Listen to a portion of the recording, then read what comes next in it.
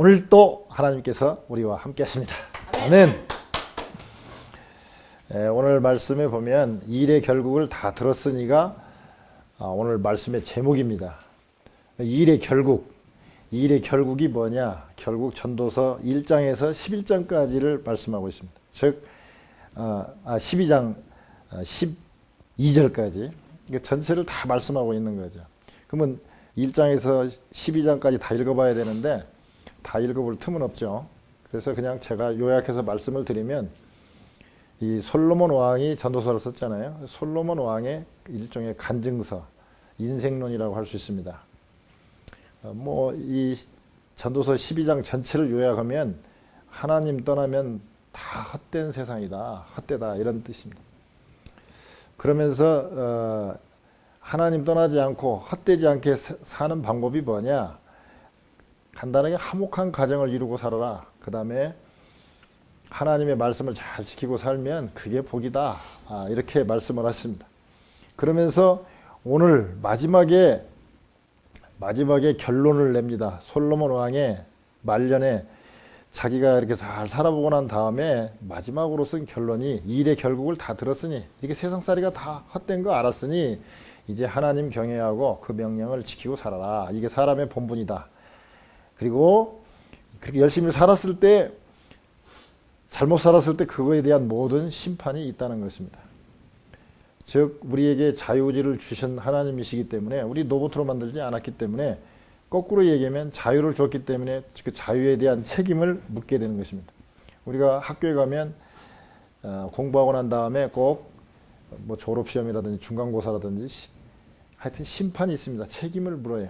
사업을 하는 사람들에게는 연말에 결산을 해가지고 손익분기점에 얼마나 이익을 냈냐 안 냈냐 재무제표 만들고 다 그렇게 하잖아요. 그런 것처럼 우리 인생도 하나님께서 선악간에 심판하신다는 것입니다. 이 솔로몬이 처음에는 지혜롭게 잘 시작을 했어요. 그러나 나중에 정략결혼으로 부인이 1000명이나 되잖아요. 그 1000명이니까 거기서 애가 얼마나 태어났을 것이며, 결국 그 1000명의 여인 때문에, 부인 때문에 타락하게 되고 우상 숭배하게 됩니다. 어떤 분은 물어봐요. 목사님, 솔로몬이 나중에 우상 숭배까지 하고 그랬는데 지옥 갔습니까? 천국 갔습니까? 그걸 어떻게 목사가 알겠습니까? 알면 하나님이지. 그러나 이 전도서를 보면 솔로몬이 회개하고 그리고 난 다음에 이 간증서, 전도서를 쓴 걸로 봤을 때 천국에 갔으리라고 저는 그렇게 생각이 듭니다. 근데 아무튼 나이 들어서 회개합니다. 다른 구약 성경의 역사서를 보면, 역사서에 나오는 솔로몬을 보면 하도 하나님 뜻대로 안 사니까 하나님이 2번씩이나 직접 나타나셔서 책망을 하시는 경우가 있습니다. 그래서 나중에 이제 돌이켜가지고 자기의 그 간증서, 내가 이렇게 살아봤더니 다 헛되더라, 그러면서 썼습니다. 성경 중에서 66권 중에서 가장 돈이 많이 들어간 간증서가 바로 이 전도서입니다. 왜냐하면 1000명의 부인도 두고 그것도 하루 식사가 얼마나 양이 많았습니까? 그 다음에 방패 같은 것도 전부 다 순금으로 만들었고요. 아주 엄청나게 호화스럽게 살았지 않습니까? 가장 호화스럽게 살았다고 볼 수 있는데, 그런 간증서를 쓰려면 그렇게 살아봐야 되잖아요. 하나님이 너 다 해봐라. 부인도 남자라면은 여러 여인과 살고 싶은 마음도 있겠지만 1000명의 여인을 두고 산 사람이 그렇게 많지 않잖아요. 솔로몬은 정식 부인이 1000명이었으니까 부인이 700에다가 우리로 말하면 첩이죠. 비빈이라고 그러나요? 그게 300명이었으니까 하여튼 공식적인 부인만 1000명이었으니 얼마나 호화스럽게 살았겠어요. 그런데 이 솔로몬이 해볼 거 다 해봤거든요. 남자가 해볼 건 다 해봤어요. 그랬더니 결론이 세상 일이 허무하다. 1장에 보면 전도자가 가로되 헛되고 헛되니 모든 것이 헛되도다 하면서 계속 헛되다는 얘기를 합니다. 전도서 처음에 보면 잘못하면 시험 들어요. 아이고 이렇게 헛된 거 성경도 맨날 헛된 거 얘기하고 불교하고 똑같네. 그런데 마지막에 12장 1절에 다 가면 그러죠. 청년여 내 어린 때를 즐거워하며 내 청년의 날을 마음에 기뻐하며 마음에 원하는 기와 내 눈에 보는 대로 쫓아 행하라. 그러나 하나님이 이 모든 일로 인하여 너를 심판하실 줄 알라. 12장 1절에 너는 청년의 때 공고한 날이 이르기 전 나는 아무 낙이 없다고 할 때가 가깝기 전에 너희 창조자를 기억하라. 그때 하나님 기억하라 하면서 쭉 허무하지만 그러나 허무로 끝나는 게 아니라 하나님 찾으라 하고 나가죠. 그가 책도 많이 썼지 않습니까? 잠언도 쓰고 뭐 아주 지혜가 아주 세상에서 가장 지혜로운 자잖아요. 근데 그 지혜도 보니까 결국은 번뇌만 일으키고 별거 없더라는 거죠. 또 이 많은 부인들을 두고 살아봤고 또 쾌락을 즐겼지만 그것도 헛되더라는 거죠. 또 포도원을 가꾸고 많은 노예들을 부리면서 재물을 모아봤지만 그것도 헛되더라는 것이죠. 또 열심히 노력하고 수고했지만 다 그것도 헛거더라는 거죠. 그러면서 그렇게 애쓰고 노력하고 지혜가 있다고 하지만 인간은 한계가 있고 또 세상에 보니까 고통과 악과 그 왕들이 압제하는 그런 그 부조리한 인생들이 많다는 것을 보면서 절망하게 됩니다. 또 거기다가 악인의 형통함을 바라봤을 때 정말 낙심되죠. 우리 열심히 예배드리고 열심히 주님 뜻대로 사는 사람은 새벽 예배 때 교통사고 만나가지고 차고 쳐야 되고 뭐 다리 부러진 것도 치료하고 그러는데 돈 떼어먹고 도망간 사람은 8기통 엔진짜리 좋은 차 타고 다니고 돈도 안 갚고 그러면서도 뺀들뺀들 사는데 하나님은 그런 사람 벼락도 안 치고 지옥으로 빨리 데려가지도 않고 어저께도 어느 분을 만났더니 돈 떼어먹고 그러고 자기한테 그렇게 신세져 놓고 자기는 연말이라고 좋은 식당에서 밥 먹고 자기는 부르지도 않고 그러면서 막 그 연말이 되니까 막 그런 생각이 들어가고 더 괴롭다는 거예요. 악인의 형통함. 예수 믿는 사람들이 뭐 내가 죄 짓고 내가 잘못해갖고 어려운 일 당하고 또 그러면 또 상관이 없겠지만 악인이 누가 봐도 저런 사람들은 하나님이 혼내줘야 되는데 그런 사람들은 또 잘 되는 거 보면 얼마나 참 부조리한 인생 때문에 정말 이 하나님의 일은 좀 깨닫기 어렵다는 것이죠. 그리고 또 그렇게 노력하고 애써도 만족이 없는 욕망이 끝없이 나간다는 것이죠. 이렇게 허무하고 인생이 자꾸 해이가 들어갈 때에 다 해봤던 돈도 벌어보고 쾌락도 즐겨봤고 별거 다 해봤던 솔로몬이 마지막으로 결론이 일의 결국을 다 들었으니 세 가지를 해라는 거죠. 첫째, 하나님을 경외하고, 둘째, 그 명령을 지키고, 셋째, 심판이 있으므로 심판을 준비하라는 것이죠. 하나부터 따져볼까요? 첫째, 하나님을 경외하라 그랬습니다. 13절에 보면 일의 결국을 다 들었으니 하나님을 경외하고 이렇게 되어 있습니다. 경외, 존경한다는 뜻이 있죠. 그 다음에 왜? 두려워한다는 뜻이 있습니다. 그러니까 우리식으로 표현하면 거룩한 두려움이죠. 거룩한 두려움. 히브리 말로 야레라고 합니다. 이 야레라는 뜻이 뭐냐 하면 순종하면서 행한다는 뜻이 밑에 깔려 있습니다. 즉 하나님을 거룩하고 존경하고 두려워하면서 그 하는 말씀을 순종해서 잘 행하는 것이 경외 그렇습니다. 그럼 왜 하나님을 경외하는가? 첫째, 하나님은 우리를 늘 살피시기 때문에 하나님을 두려워할 줄 알아야 됩니다.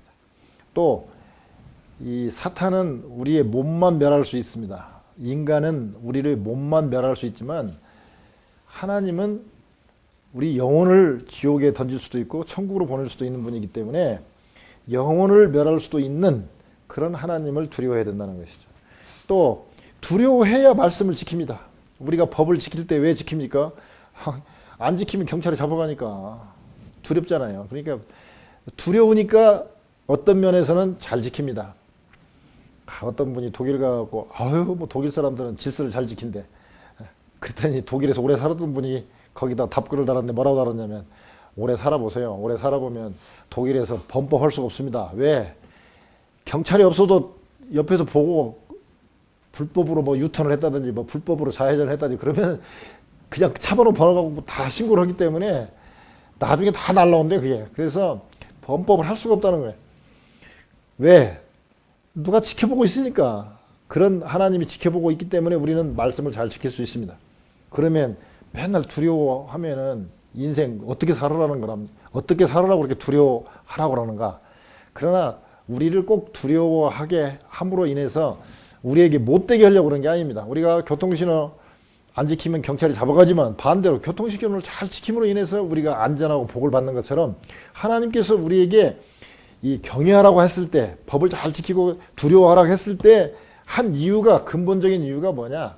한마디로 말하면 복 받고 살아라 이거예요. 저렇게 힘들게 살지 말고, 첫째는 하나님을 경외하면 지혜의 근본이다 그렇습니다. 그 다음에 하나님을 경외하면 생명을 얻게 된다. 하나님을 경외하면 장수의 복이 있다. 하나님을 경외하면 복된 삶으로 이끌겠다고 약속해 주셨습니다. 또 하나님을 경외하면 기도한 것, 우리의 소원이 응답된다는 것입니다. 그러니까 이 일의 결국을 다 들었으니 우리가 뭘 해야 되느냐? 하나님을 경외한다 그렇습니다. 근데 하나님을 경외하는 대표적인 게 뭐냐? 예배입니다. 예배. 예배를 드려야 되는 거예요. 하나님을 경외한다. 그 가장 구체적인 것은 예배 드리는 거예요. 오늘 같은 날 뭐 날씨도 뭐 이 정도면 괜찮잖아요. 뭐 골프장 갈 수도 있고, 뭐 골프장 안 가더라도 뭐 보링장 가서 놀 수도 있고, 뭐 할 일이 얼마나 많습니까 연말에. 근데 이 교회 와서 앉아 있는 게 뭐냐? 하나님을 기쁘게 하고 우리가 생명을 얻고 장수하고 복을 받을 수 있는 길이기 때문에 우리가 예배를 드리는 것입니다. 예. 그런데 많은 사람들이 하나님을 두려워하기는 싫어하면서 인간은 두려워합니다.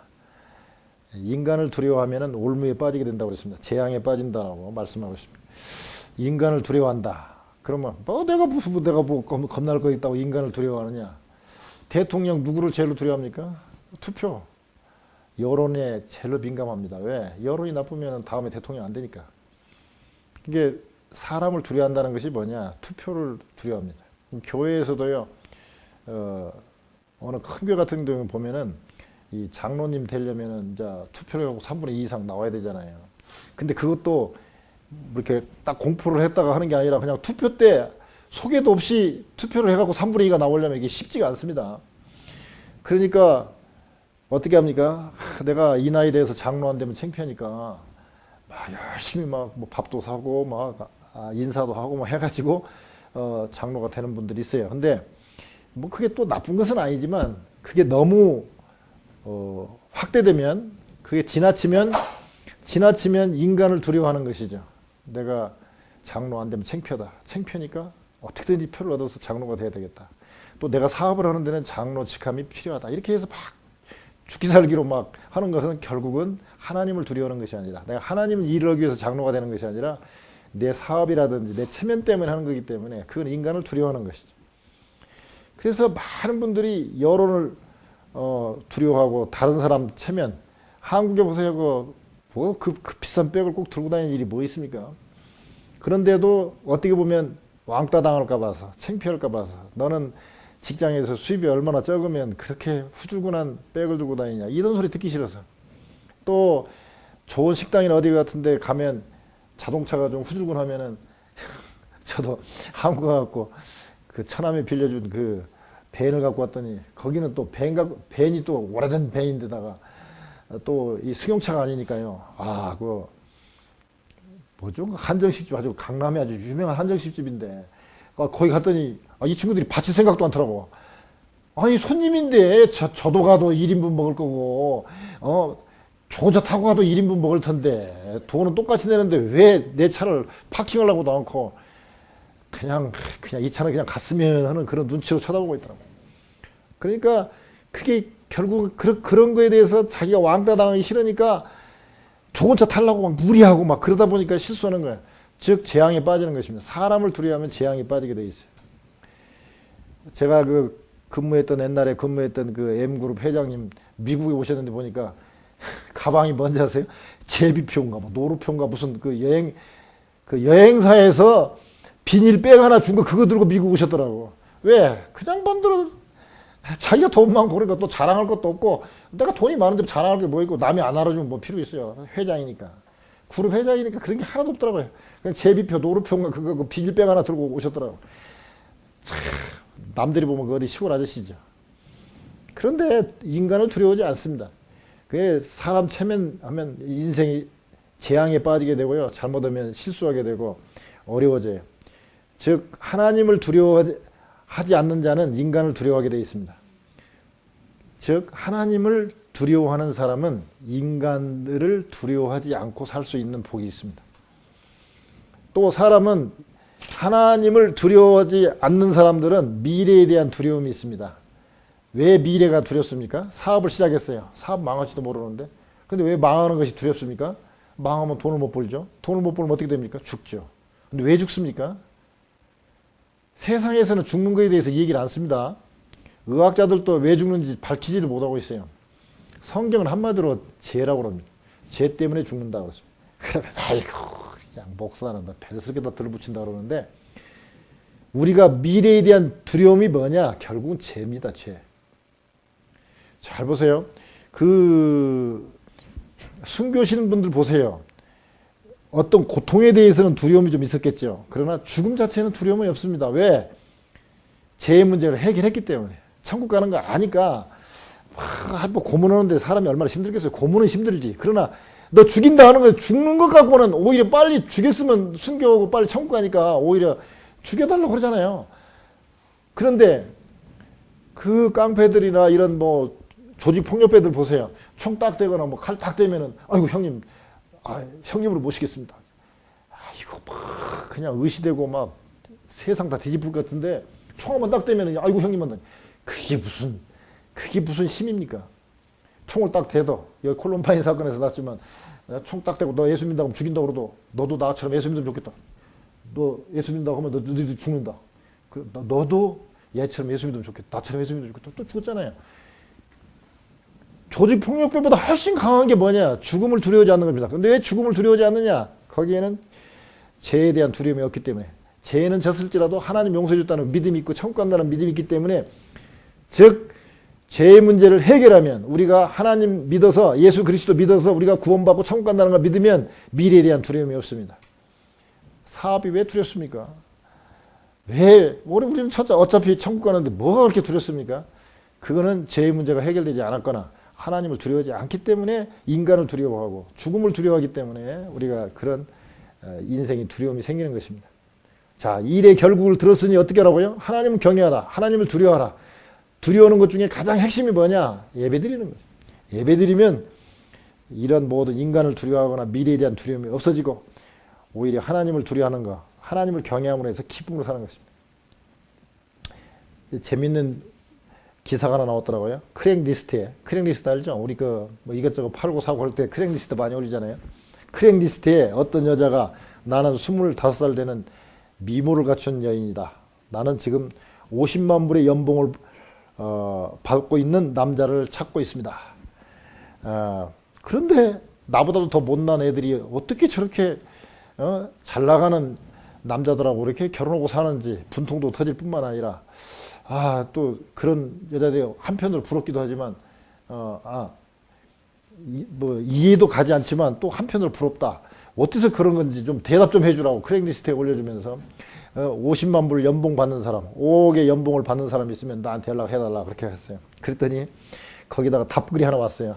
답이 뭐냐면 당신이 이 얘기한 걸로 봐서는 남편감을 찾는 게 아니라 당신은 거래를 하고 있는 것 같소. 즉 25살의 미모의 여인인데 내 가치가 50만 불 정도, 연봉 50만 불 정도 되는 것 같은다고 지금 50만 불로 거래하자고 지금 당신은 지금 크랙리스트에 올린 것 같다. 나는 지금 50만 불을 받는 남자인데 당신하고는 니스로는 계약을 하고 싶어도 구매는 하고 싶지 않다. 즉 데이트는 할 수 있어도 당신하고는 결혼은 하고 싶지 않다. 왜? 거래 조건이 안 맞는다. 지금은 당신이 이쁘고 그럴지 몰라도 5년만 지나면 당신은 시들어질 텐데 나는 50만 불 연봉을 받는 사람이고 나는 점점점 자산이 늘어나는데 당신은 미모의 자산은 점점 시들어간다. 그런 불평등한 거래를 누가 하겠냐. 그러면서 답글을 올려놨어요. 그러니까 또 뭐 거기에 대한 뭐 답글이 또 많더라고요. 근데 이제 그건 이제 빼고 그런 여인을 보면서 참 한심하다. 25살의 미모의 여인이라고 하면서 자기의 미모와 자기의 육체를 걸고 50만 불의 연봉을 받는 남자를 거래하고 싶다. 그런데요, 돌이켜 생각해 보세요. 예수 믿는 사람들은 어떻습니까? 하나님, 저한테 집을 주세요, 차를 주세요. 심지어 목회자 같으면 저에게 성도를 몇 명 주세요. 그러면 하나님 잘 섬기겠습니다. 뭡니까? 거꾸로 얘기하면 거래죠. 분명히 예수 믿으면 복 받아요. 제가 가만히 생각하니까 저는 지금까지 카드 사인하면서 두려워해 본 적이 없어요. 뭐 고급 식당 간 건 아니지만 저는 저 카드 이렇게 결제하면서 이렇게 사인하면서 한 번도 돈 걱정 해본 적이 없는 것 같아요. 한 번도는 위험한 말이고 거의 제 생각에 한 거의 98% 정도는 걱정 없이 사인했던 것 같아요. 그러니까 미래에 대한 두려움, 돈에 대한 두려움 이런 거 없이 살아왔어요. 그런데 예수 믿으면 그런 복을 받는데 그것 때문에 제가 예수 믿는 건 아니잖아요. 데이트할 때 당신이 나한테 짜장면이 아니고 스테이크를 사주니까 내가 당신하고 결혼한다가 아니라 당신이 좋으니까 결혼하고 하나님이 좋으니까 예배드리는 거지. 이거를 그 어떤 하나님 복을 주옵소서, 그렇지 않으면 제가 열심히 안 하겠습니다, 이런 조건으로 온다면 아까 그 50만 불 연봉 받는 사람을 구하는 여자와 우리하고 뭔 차이가 있냐 이거죠. 오히려 우리가 더 심하죠. 그 여자는 그래도 50만 불 정도만 구웠지만 우리는 더 구하잖아. 더 위대한 하나님하고 거래하려고 그러잖아요. 그게 거래가 아닙니다. 하나님을 믿는다는 것은 하나님과 교제하는 것이고 예배하는 것이지. 그러니까 예배를 귀하게 여기는 거지. 근데 많은 사람들이 그냥 세뇌됐어요. 세상에 세뇌돼가지고 예배를 드려도 숫자가 많이 드는 데서 예배 드려야 되고 찬양도 막 거창하게 찬양해서 예수님이 무슨 뭐 찬양대 데리고 다니면서 예배 드렸습니까? 12대자 데리고 다녔어요. 거의 대부분. 뭐 가끔 가다가 뭐 한 2만 명 모일 때도 있었고 그러지만 3년 반 사시는 동안에 거의 대부분은 제자 들고 다녔어요. 그렇게 사람들 많이 안 모였다고요. 뭐 이렇게 찬양팀하고 뭐 OHP 이렇게 빔 프로젝트 쏘고 예배드리지 않았단 말입니다. 그냥 12명 앉아갖고 같이 떡대면서 이 얘기하고 하늘을 봐라, 저 새를 봐라, 국화꽃을 봐라 하면서 얘기했지 뭐 거창하게 그런 거 없었어요. 그런데 왜 몇 명이 모여서 예배드리면 은혜가 안 되고 막 몇만 명이 모여서 막 그냥 찬양팀 빵빵하면 은혜를 받냐 이거. 그건 본질이 지금 많이 훼손된 거예요. 일의 결국을 다 들었으니 그냥 순수하게 그냥 하나님이 주시는 무슨 집, 차, 무슨 돈이 아니라 성공이 아니라 부가 아니라 그냥 하나님과 예배드리는 그 자체가 데이트하고 즐거움이 돼야 된다는 것입니다. 두 번째는 일의 결국을 다 들었으니 하나님의 명령을 지킬지어다 그렇습니다. 어떻게 하면 하나님 안에 있는가? 우리 눈에 보이지 않죠, 하나님이. 그렇지만 성경에 보면 명령을 지키면, 계명을 지키면 내 사랑 안에 거한다 그렇습니다. 그리고 온전케 된다 그렇습니다. 그러면 그 명령 또는 율법 또는 성경이라고 할 수 있죠. 이 성경의 핵심이 뭐냐? 하나님 사랑하고 이웃 사랑하는 것이다. 이걸 더 구체적으로 얘기하면 예수 믿고 예배드리는 거예요. 이렇게 예수 믿는 거, 이게 하나님 사랑이잖아요. 이웃 사랑하는 것이고. 그러면 이렇게 명령을 주신 목적이 뭔가? 아까 말씀드린 것처럼 이렇게 하나님 경외하라는 것은 번성하고 복을 누리도록 그렇게 하기 위해서 이렇게 우리에게 명령을 주신 것입니다. 그러니까 우리는 우리 율법, 명령, 계명, 그게 뭡니까? 다 이 성경에 있습니다. 그래서 그냥 요약하면 예수 믿고 복 받고 천국 가는 거고, 좀 더 확대하면 하나님 사랑하고 이웃 사랑하는 것이고, 더 확대하면 성경에 있는 말씀인데, 이 성경 말씀 잘 읽어보면요, 조금 어려운 단어도 있긴 하지만 이야기 하잖아요. 누구는 이렇게 하고 말 잘 들어갔고 복을 받았고, 누구는 이렇게 말 안 들어갔고 어려움 당했다, 이런 얘기들이 있잖아요. 자, 오늘 솔로몬 얘기 나왔으니까 솔로몬을 한번 생각해 보자고요. 자, 솔로몬이 이 성경 신명기 17장을 잘 읽었다면 이렇게 우상 숭배하고 이렇게 지혜롭다는 사람이 우스꽝스럽게 살지는 않았을 거란 말이죠. 신명기 17장 16절에 보면요, 16절에서 20절까지 보면 왕이 하지 않아야 될 일, 왕이 할 일에 대해서 나와 있습니다. 우선 첫째, 16절에 보니까 많은 말을 두지 마라. 그 당시 노새라든지 나귀는 좀 있었어요. 그러나 말은 어디에 있냐면 다 이집트에 있었어요. 이집트에. 즉 말은 전쟁을 위한 거고 나귀나 또 뭐죠 아까? 노새 같은 거는 일하기 위한 거예요. 근데 말은 전쟁을 해야 되기 때문에 말을 많이 두어야 나라가 강한데 하나님은 왕이 된 사람은 말을 많이 두지 마라. 즉 군사력을 강화시키지 마라. 왜? 하나님을 믿어야 되는데 네가 말을 믿고 산다는 거죠. 자, 이거 거꾸로 돌려봅시다. 우리 현대판으로 돌려보면 사업을 하는 사람이 말이 필요해요. 말이. 왜? 힘이 있어야 되고 뭐 권력이 필요하고 또는 뭐 돈이 필요해요. 그러나 그거 많이 주지 말라는 거예요. 왜? 그거 많으면 자꾸 하나님 잊어버리고 너 잘못하면 실패한다는 거죠. 왜? 그 당시 군사력을 높이기 위해서는 이집트에 있는 말을 사와야 돼요. 말을 사려면 뭐를 줘야 됩니까? 지금 그 팔레스타인, 그 블레셋, 가나안 땅이죠. 가나안 땅에서 나는 뭘 갖고 갖다가 주고 뭐 금을 주든 뭐 농산물을 주든 주고 말을 사와야 돼요. 그러면 이집트에 가서 말을 사올 때에 그 말만 사오는 게 아니라 이집트 갔더니 문화가 뭐 이런 문화가 있더라 뭐. 근데 분명히 가나안보다는 그 당시 이집트가 더 세련됐으니까 세상적으로는 그 문화와 풍속을 받게 된다는 것이죠. 그래서 가지 마라. 그리고 자꾸 가면 이집트는 자꾸 의지하고 싶은 생각이 들고 하나님을 의지하고 싶은 생각이 없게 되고 자꾸 말에 내 군사력, 내 힘 그러다 보면 내 하다 보면 하나님이 없어지니까 하지 마라. 두 번째는 많은 아내를 두지 마라. 원래 성경은 한 아내만 두라고 그러는데 왕이니까 조금 봐준 것 같아요. 많은 아내를 두지 마라. 왜? 향락에 빠지게 되고 또 하나는 뭡니까? 많은 아내를 두게 되는 이유가 왕이 청약결혼이거든요.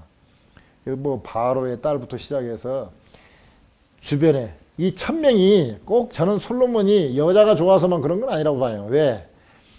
아무리 여자가 좋아도 그렇지 어떻게 1000명씩이나 데리고 삽니까? 근데 1000명씩 데리고 사는 이유가 뭐냐? 주변에 있는 조그마한 나라들 뭐 우리식으로 말하면 어디 한 카운티나 되는 조그마한 시 정도 되는 데서 이거 솔로몬한테 잘못 보이면 안 되니까 자꾸 막 딸을 주고 막 집안에 그 괜찮은 막 여자들을 주고 정략 결혼을 시키는 거예요. 그런데 자 보세요. 자 그래도 명색이 되게 왕의 딸이니까 되게 공주잖아요. 공주가 올 때 그냥 옵니까? 공주 따라오는 시녀가 한 5명 따라오겠죠. 아무리 시원찮은 나라라 해도 한 5명 따라오고. 그 다음에 남자 종도 한 5명 따라올 거 아닙니까? 그 다음에 와갖고 1000명이면요. 이 왕을 1000명이 그냥 하루에 한 사람씩만 만나도 이거 거의 3년이나 돼야 내 차례 오잖아요. 그것도 온다는 보장이 어디 있습니까? 그 중에 이쁜 여자 있으면 그한테만 가니까. 그래서 그 옛날에 중국에 보면 황제들이요. 그 궁녀들이 많잖아요. 근데 그 궁녀들은 임금의 여인 아닙니까? 임금의 여인들은요. 임금 외에는 어떤 남자도 손을 못 대게 돼 있어요. 그러니까 이 여자들은 임금의 총애를 받지 못하면 왕의 총애를 받지 못하면 평생 궁에서 그냥 햇빛도 못 보고 있다가 죽는 거예요. 그러니 그 얼마나 억울합니까? 그러니까 어떻게든지 왕의 은총을 받기 위해서 무슨 짓을 하냐? 뭐 예를 들어서 황제가 노루를 좋아하나 뭐 사슴을 좋아한다 그러면 사슴이 좋아하는 풀을 자기 집 앞에다 놓는 거예요. 방 앞에다. 그러면 이제 사슴이 와서 그거 먹으면 내가 좋아하는 사슴이 저 궁녀가 누구냐? 누구냐? 그러면 뭐 누굽니다. 그러면 그러면 오늘 밤에 내 저소에 들겠다. 그러면 이제 은총을 받는 거잖아요. 한 번만 은총 받았다면 이거 달라지는 거잖아요. 그러니까 얼마나 그냥 그 왕의 은총을 받으라고 우리식으로 말하면 지금 성형수술을 하고 막 여기다 뭐 바르고 그 사슴도 막 어떻게 해보고 그 왕의 그 신하 측근들 중에서 실력자들 어떻게든지 포섭해서 어떻게든지 하룻밤이라도 잡으려고 그런단 말이에요. 근데 그래도 안 되면 어떻게 합니까? 예로우니까 내가 이집트에 있을 때 누구 신을 섬겼는데 하고 예를 들어 그 사람이 불교 신자라면 불교 사당을 지켜야 되고 그렇게 되잖아요. 그러니까 이집트에서 온 사람 뭐 여기서 온 사람 저기서 온 사람 자기 신들 다 데리고 오는 거예요. 그래가지고 이제 자기 따라온 신하들하고 같이 해야 되죠. 그러니까 우상 숭배를 용납하지 않을 수가 없어요. 왜? 정략 결혼했기 때문에. 이집트를 무시할 수 없잖아요. 그래 또 그냥 조용해라. 또 누구 하고 또 왕의 부인이 또 뭐 한다고 하면 또 그렇게 하라. 자 적어도 천채 집을 지어야 되죠. 최소한 1000채는 지어야 될 거 아니에요. 그 뭐 같이 산다고 해도. 이게 집을 1000채를 지어야 되지. 그 돈이 어디서 나옵니까? 다 세금 걷어서 해야 되잖아요. 그래가지고 결국은 그 공사 감독을 했던 여로보암이 결국 반역을 일으키잖아요.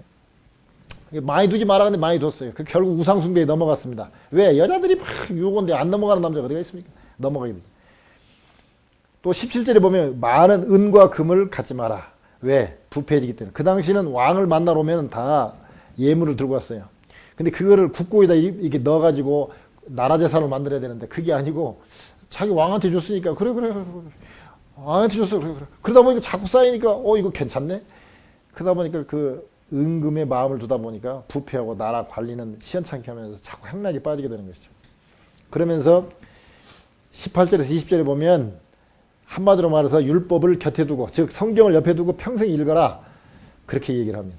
평생 읽어라. 근데 평생 읽지 않았고 말도 많이 뒀지 아내도 많이 뒀지 은과 금 갖고 막 했지. 결국 부패하고 타락하고 우상숭배하게 돼가지고 하나님의 그 책망도 받잖아요.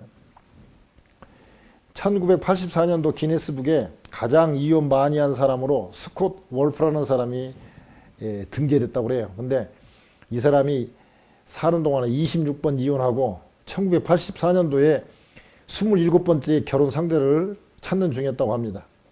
근데 이제 뭐 26번 이혼했으니까 거의 뭐 이제 말년이 됐죠. 죽을 때가 다 되니까 친구가 물었대요. 야, 너 인생을 살아오면서 네가 가장 크게 후회되는 게 뭐냐? 그랬더니 내가 만약 다시 산다면 한 아내하고만 살겠다. 내가 계속 이혼하고 그러다 보니까 평생 진정한 가정의 그 사랑이나 가정의 그 화목한 그런 것은 한 번도 느껴보지 못했다. 너무 내가 인생 낭비하고 살았다 하면서 후회했다고 그래요. 하나님 말씀대로 한 여자하고 화목한 가정 이루고 하나님 말씀 잘 순종하고 사는 것이 가장 기뻐하고 사는 것이 가장 복이라고 그러는데 이걸 다 겪고 난 다음에 솔로몬처럼 이 스콧 올프라는 사람도 마지막에 후회하는 거죠. 일의 결국을 다 들었으니 우리가 뭘 해야 되느냐? 성경대로 살아야 된다는 거죠. 하나님 경외하면서 성경대로 사는 것이. 그 다음에 세 번째, 일의 결국을 다 들었으니 뭘 하냐? 하나님은 모든 행위와 모든 은밀한 일을 선악간에 심판하신다. 즉 모든 일을 심판하시는 하나님이 계시다는 것을 늘 생각하면서 재림신앙으로 살아야 된다는 것이죠. 우리가 종말신앙이라고도 하고 내세신앙 또는 뭐 재림신앙으로 살아라 그러는데요. 예수님이 언제 오실지는 모르지만 오신다는 걸 생각하고 또는 예수님이 오시기 전에 내가 먼저 세상을 떠서 천국을 가겠죠. 그러나 늘 천국 가면 내가 심판받는다는 생각을 가져야 됩니다. 우리에게 자유를 줬기 때문에 노보트처럼 우리를 부리지 않았고 우리로 하여금 선악과를 딸 수도 있고 따지 않을 수도 있는 자유를 줬기 때문에 그 책임도 우리에게 있는 것입니다. 그러므로 믿음으로 우리가 구원을 받아요. 그러나 천국 가서 상 받는 것은 우리의 행함으로 받습니다. 어떤 사람들은 그래요. 아이고 천국 가면 뭐 여기서도 불공평한 것에 대해서 너무 억울한데 천국 가서도 상이 차별이 있으면 이거 어떻게 삽니까 이거? 천국에서도 차량에서 말이야 상 많이 받고 있는 사람이고 상 작게 받으면 얼마나 억울하겠습니까? 그러나 분명히 사무엘상 2장 30절 같은 데 보면 나를 존중히 여기는 자를 내가 존중히 여기고 나를 멸시하는 자는 나도 그를 경멸히 여기리라 그랬습니다. 성경에 보면요 하나님은 악인이나 의인에게 다 똑같이 햇빛을 주고 비도 똑같이 준다고 했지만 한편에 보면 또 계속 이런 말씀이 있습니다. 내가 열국을 다스릴 권세를 너에게 주노라. 누구한테? 잘 다스리는 사람한테 열국을 다스리는 그런 그 권세를 준다고 그랬습니다. 그럼 천국에서도 권세가 달라요 분명히. 고린도전서 15장 보면 불 가운데서 얻은 것 같으리라. 즉 부끄러운 구원도 있고요. 아주 우리 바울 사도처럼 내 앞에 멸류관이 준비되어 있다고 멸류관을 바라보며 나가는 사람도 있고 분명히 차이가 있습니다. 그러면 천국 가면은 차이가 있으면 그 괴로워서 어떻게 사나? 근데 저는 그런 차별은 아닐 것 같아요. 예를 들어서 집안에서 형제간 중에서 누가 박사기를 땄다. 그러면 어휴 대단하네요. 그러지만 내가 박사기 안 땄다고 동생을 질투하거나 형을 질투합니까? 그건 아닌 것 같아요. 그러니까 천국은 그런 건 아닌 것 같아요.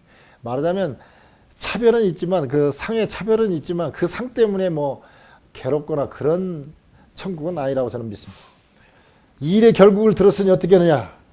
재림신앙으로 살아야 됩니다. 늘 우리에게 심판이 있다는 것을 생각하면서 살아야 됩니다.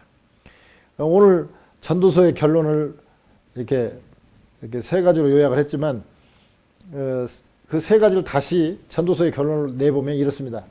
인간이 계획하거나 인간의 일, 인간의 어떤 힘이나 수고, 노력은 다 유한하고 상대적이다 이 말입니다. 유한하고 상대적이란 말은 허무하다는 것이죠. 별거 없다는 거죠.